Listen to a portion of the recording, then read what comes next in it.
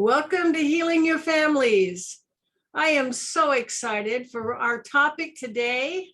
I have a really special guest. She is an author and game designer, and she deals with something that most people, especially children, find very entertaining and appealing, and that's fantasy. Colleen, this is Colleen Norris. Welcome. Well, I'm glad I'm on your show. I love what you do. I know when I was raising my children, I loved reading to them. I felt that there was a lot, it was an effective way for us to bond and to share information. And you have found a way to use fantasy to teach life lessons. I would love to hear how you got into this. What started you down this road? Well, we can go in two different directions here, but the first is when I was a young child, that's really where I would immerse myself into. We had this book that was actually getting pretty old at the time, but it was fairy tales and folklore that taught a lot of good principles. And I really loved reading that book. And there's one picture I'm thinking of that has this cascade of fairies going in it. And I don't even remember why it was there. I love that picture. And so I think I've always realized that I love that aspect of, I'm a Disney fan, even with some of their latest creations, but, because they do go into that fantasy realm. But as far as starting as a business as an adult, for about 20 years now, I've realized I did want to make a difference with families and helping parents to parent. And I was doing all sorts of different things. And then I went to a workshop that said something that all of a sudden just clicked into my brain. It said, what you love to do as a child is part of what you are meant to do as an adult. And besides the fantasy was I love to play games. And so it only took me 24 hours to create my first game concept after I realized that games was going to be part of what I did as an adult. And looking back, it's interesting that there was all sorts of clues I got along the way, but I thought that's not a business.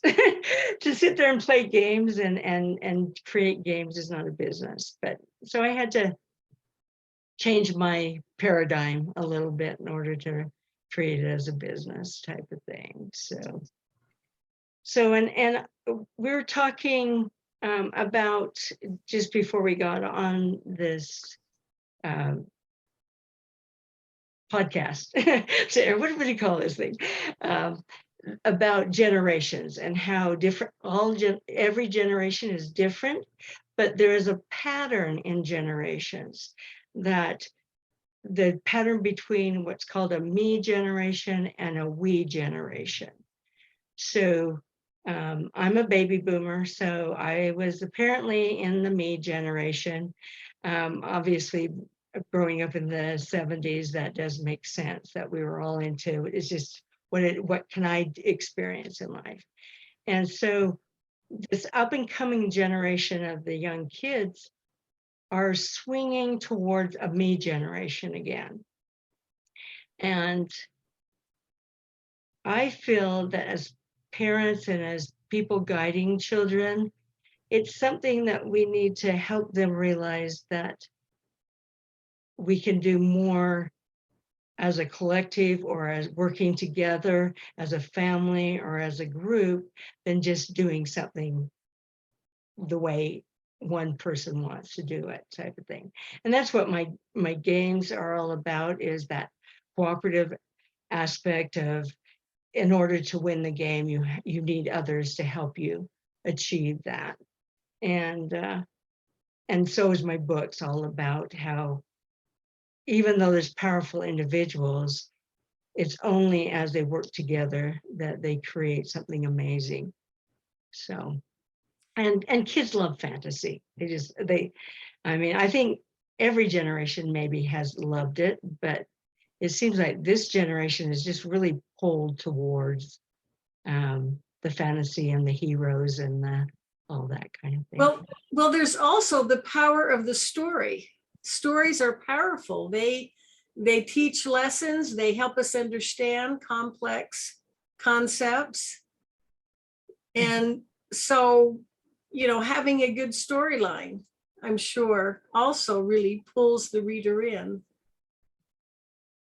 Yeah, and I like my stories to have where the family can talk about why we're well, like the one I'm just ready to publish really talks a lot about how society or the different society can sort of shift a certain way, but is that right, the way, the direction they're going, and sort of addressing that idea of, okay, they decided as a society that this was going to be what was happening, but is that the most kind, loving thing to do, type of thing.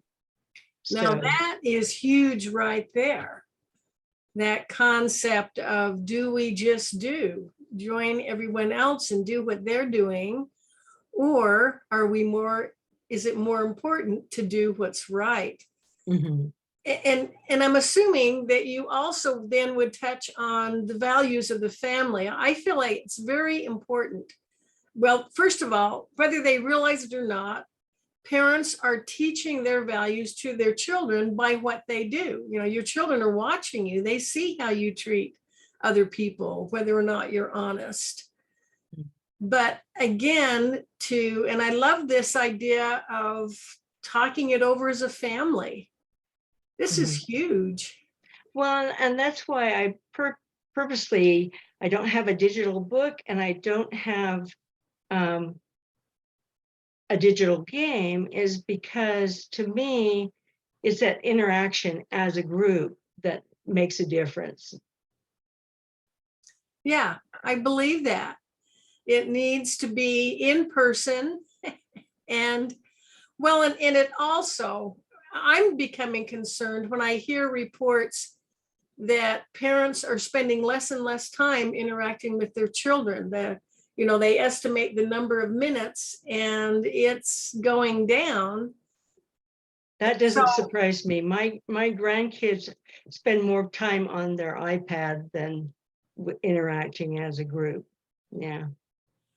And this is an opportunity to start, you wonder, a child growing up who is on an electronic device more frequently than they are interacting with other human beings, will they be able to find a job, be a good employee, get married, have a family of their own? So I love that it isn't just restrict screen time, it's let's give them something else to do, and let's provide a way for parents to interact more with their children. Yeah. Because I don't think it's really, the parents don't have the time. They just have realized it's easy to have an electronic babysitter. It is. It is.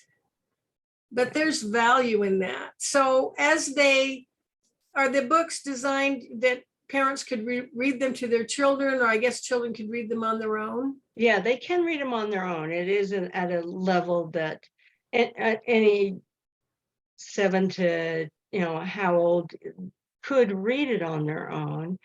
But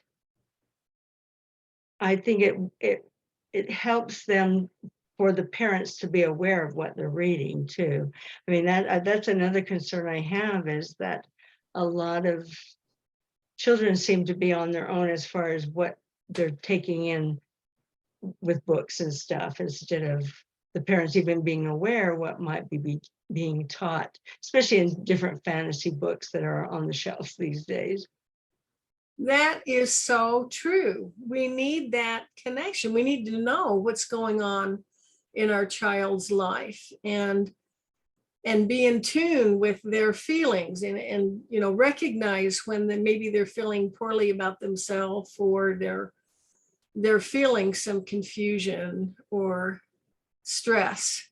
We need to know what's going on in their lives. Now, when I raised my children, we liked to read the Chronicles of Narnia. That was just our favorite book. We read it several times. And I love the reading together because it creates a bond. Mhm. You're sitting there in close proximity, you're sharing a moment. You can either pause and kind of talk about what's happening, share your thoughts.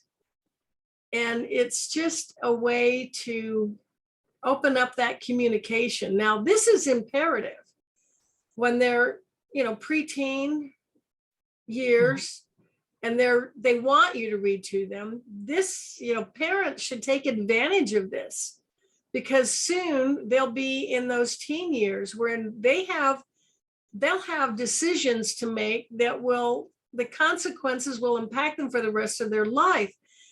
You really want to be in a position to be their mentor. And I think you do this if you develop that rapport when they're younger. Yeah, I know my mom would always, that was the way for us to get ready for bed, was we'd sit together, and it was a nice quieting of the mind, and just getting into the stories. And yeah.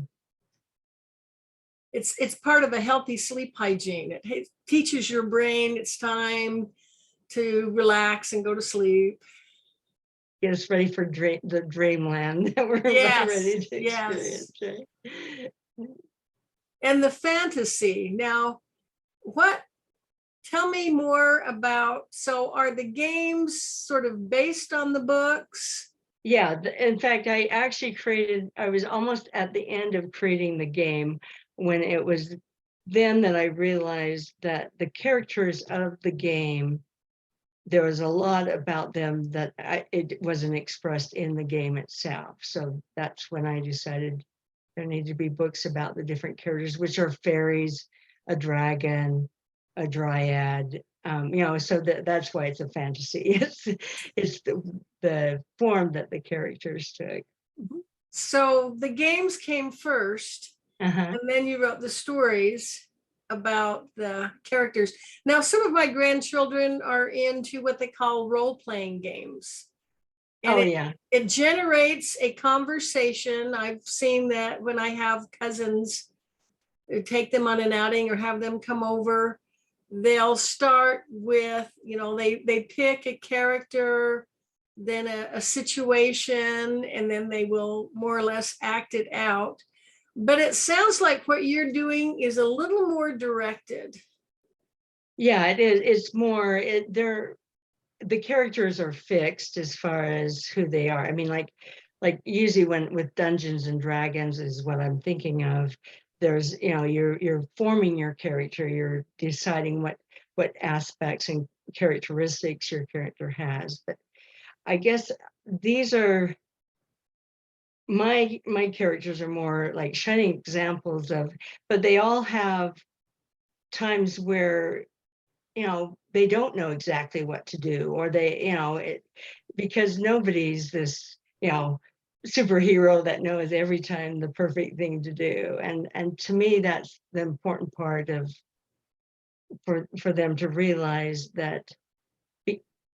My kids made a comment as they were turning into adults that, "We never saw your imperfections, Mom." And I'm thinking, I thought it was obvious. But I think it's important for them to be introduced to the fact that we all make mistakes, and we all have to deal with the mistakes that we've made. Because to me, that's part of life, is learning from our mistakes, not saying we have to be to the point where we never make mistakes, because that's never going to happen. Well, that's critical for children. They need to learn it's okay to make mistakes. We can fix them. You're still lovable. You still have value. So I can see the value in that. Now, and you mentioned that part of your objective was to promote to teach or encourage a sense of unity, how we can solve problems together. Are there any other values that you want to express through your games and your books? Well, I mean, our main objective is to create peace in the home.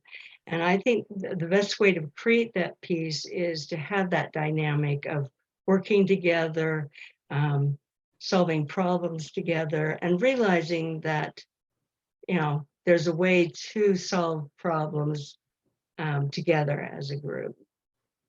So your characters it sounds like they have good intent. They're doing their best. They still make mistakes, but they're learning.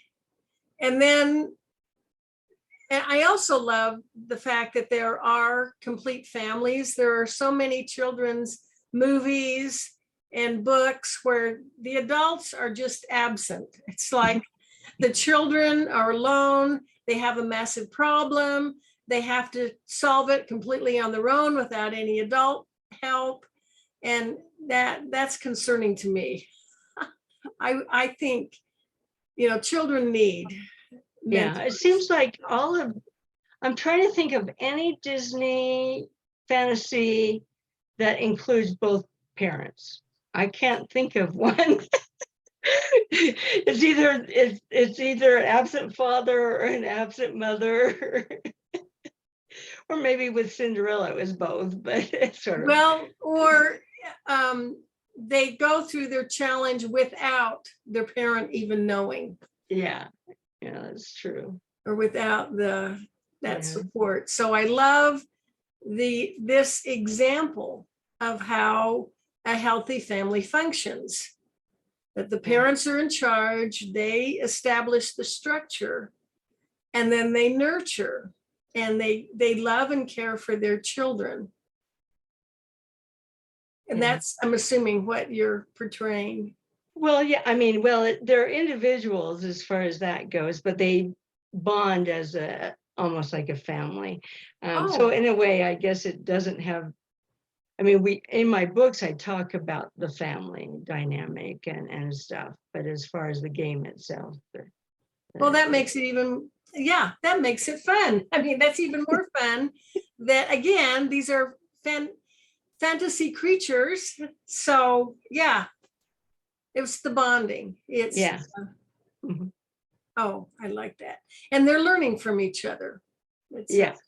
And they're using each other's strengths to do something important. So as you said the books go along with the games, are there instructions or guidance on how to play the game, or Yeah, well, every game has rules, and it took some time to get all my rules together, but so it's very clear. Well, it's clear to me, and I thought it was clear, but hopefully it's pretty. I had someone else write the rules, so they know the gist of how the game plays. What I love about my game, and to me that makes a good game, is that every time they play it, it's going to be a little bit different because the board is created by cards that get shuffled and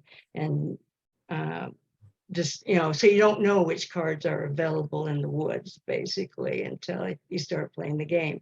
And then it's like, because we found these things, how can we use that to our best advantage? Okay, now you mentioned you have children and grandchildren. So were they like your beta? Unfortunately, no. Oh.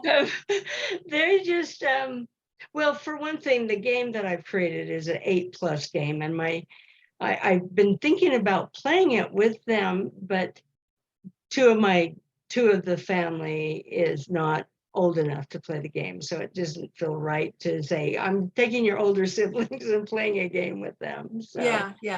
So I'm waiting for the youngest to get at least 7.5 type of thing, because part of the challenge of the game is they move together as a group.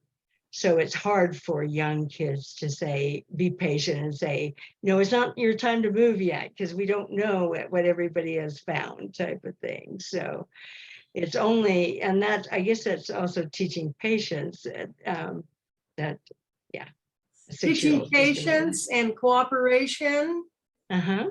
And I can see how it is designed to promote moving this generation that you've identified as showing up as another me, moving it towards we. mhm. Yeah, just the more we can create games and books that support that idea of that it's important to be a like I say, a we type of situation, I think Well, more. it sounds like it's teaching social skills. Yes. I know schools quite often want students to work together in groups. Yeah, and it's challenging for I'm just judging from my a 6-year-old grandson that is having a hard time. He was having a hard time in kindergarten because he was so used to just doing things on his own. It's like, why do I have to interact with all these kids, type of thing. So definitely, yeah, if someone can come up with a game that is even for the younger generation, I mean, 6 to or 4 to 7s, I think that'd be great. But so far, I haven't created a game that works for them. But Yours are for 8 and older. yeah, it is for those that are starting to have that You know, ability to do depending some. on depending on the child, some children would benefit from watching the game played, although some, would lose interest. Yeah. But I know that, children learn so much from example. And I also love that, anytime parents spend time with their children, they're saying, you matter to me. The most valuable gift a parent can give to a child is their time, because it's finite. There's a limited amount, only 24 hours in a day, and you're the only person who can give that. So here we have a way that you can give your time doing something fun, and then also teaching something valuable. I like the idea that you said about them just watching, because I remember as a young kid when my mother would get together with her brother, and as a group, they would start playing Risk and stuff like that. I'm thinking, I can hardly wait until they think I'm old enough to play the game, type of thing. So yeah, I guess that's true. Never thought about that they could just watch the game being played.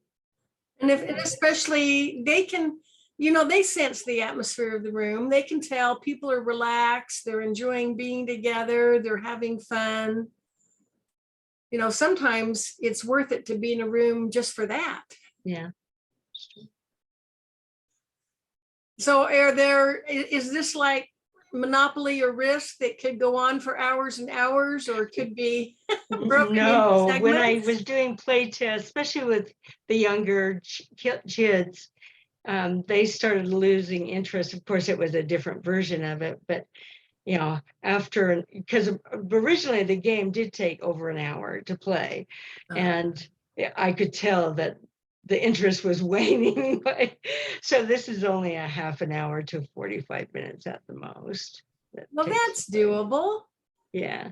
And that could easily be incorporated in a daily routine, or even just a family game night once a week. Yeah, and then, I mean, it makes sense that they could also have that reading time with the characters of the game, since they got interested in the characters, to be a more quieting after the game was complete or whatever. So the book has a storyline. It isn't just describing the characters, right? No, it's a storyline. It is a story of the development of the characters and how they come to be the characters you know them as in the game. It also sounds like something that it's relatable. It's something that children could identify with. Yeah, and hopefully that's the whole idea, is that the different characters, they can within the story, they can say, oh yeah, I sometimes feel that way too. And they desperately need role models and positive role models that they can, and I love that. So where do people get your books and your games? How do people contact you and learn more? The best is my website, by the way, which is just goldenwisdom.design. Wait, let me think. Maybe I don't even know my own website. Let me see if I can. I'm pretty sure it's goldenwisdom.design, basically. So it's 2 words together, golden wisdom, and then design. I was right. You're right. Goldenwisdom.design. I know you're also on LinkedIn if they want to learn more about you.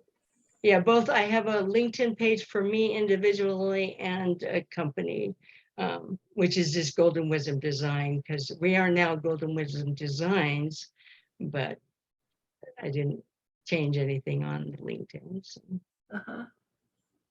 And you've been doing this, well, you've been interested in fantasy, it sounds like, all of your life. Yes, and playing games all of my life, but to put it together as something that families can use, it's only been the last, well, actually 2 years that I've really realized that games can be used to help parents in their parenting.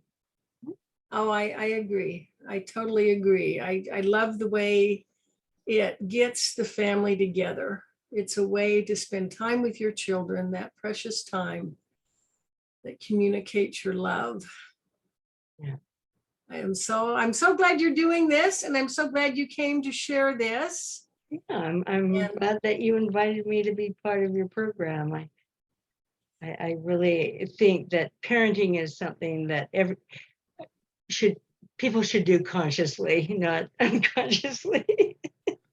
I know it's easy to get caught up in what I call the thick of thin things, just the everyday, got to get the meals on the table, the bills paid, get everybody where they need to be when they need to be there.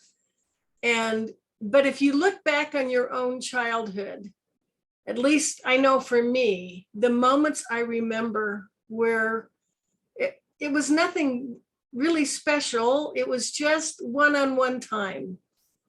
It may have been helping mom in the kitchen or working out in the yard with dad, or just. And probably that's why it was the genesis of what I'm creating now. Is my most memorable times was family game night and reading with mom at the end of the day. Yeah. And I remember family, getting around together as a family, playing a game, and those make up those happy memories. Just simple, didn't have to be an inexpensive vacation, just simple activities that we're doing together and everyone's enjoying it. Yeah. Priceless. So Colleen, thank you so much. You're welcome. And all my viewers, please do check out goldenwisdom.design and connect with Colleen on LinkedIn. And be sure to join me again next week at the same time. So until then, love yourself and love your families. Let's make the world a better place by strengthening families. This is Emily Penrod with healingyourfamilies.com.